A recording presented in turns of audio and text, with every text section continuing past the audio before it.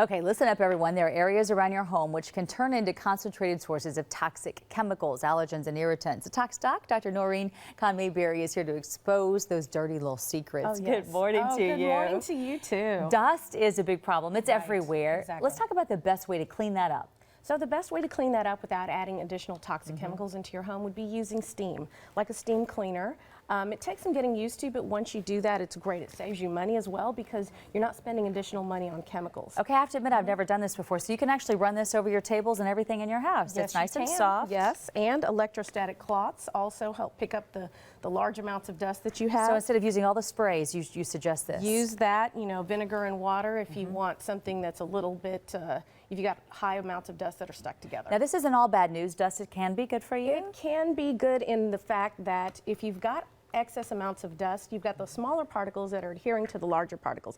Therefore, it can't get into the lower airways to cause a true toxic effect. It gets trapped in the upper airways. Now, for someone who has allergies, it's still a bit of a nightmare, so you want to get rid of the dust as much as possible. But don't feel too bad, and don't just don't let anybody in with white gloves. Okay, there you go. Let's talk about those vents. What's the best way to keep those okay. clean? So the best way to keep those clean is to, basically about once every 2 months, go in with a soft cloth and electrostatic cloths again, vinegar and water, wipe them down. Make sure though that you don't see excess moisture around any of those registers because they can attract dust and mold. Anytime there's water accumulating, we've got mold in the air all the time, but it will concentrate in those areas and can be potentially toxic. Okay, let's move on to our closets because we always think about maybe cleaning the clothes off the bottom of the closet. Right. At least that's my drama. Yes. But are there toxins in there that we should be concerned about? Definitely, we bring the toxins in, especially if we dry clean. So when you dry clean, take the clothes out of those plastic wrappers, rehang them up in your hangers, get those out of the closet, allow them to off gas and ventilate the area. If you can allow them to off gas in another room first, that would be ideal, but again, most of us take it straight to the closet, but just off gas them. Okay, let's move on to the hard to clean places like the crown molding, maybe the door frames, things that are high at the top of your picture frames. Right. What can grow there? Bacteria? Well, you've got a lot, bacteria, viruses, mold sticking to the dust again. So we think about the baseboards because we see that and it's easy to get to, but that crown molding we tend to ignore. You can't see it unless you're real, maybe you're a basketball player. Right, but you might be able to feel it if you have seasonal allergies. So that's why we want to take care of that, get a telescopic pole with maybe some electrostatic cloths and just clean it off. Okay, something that we can see is our refrigerators. And if you open those fruit drawers, perhaps every once in a while you see the disgusting mold. Maybe you left something a few days too long. What do you suggest?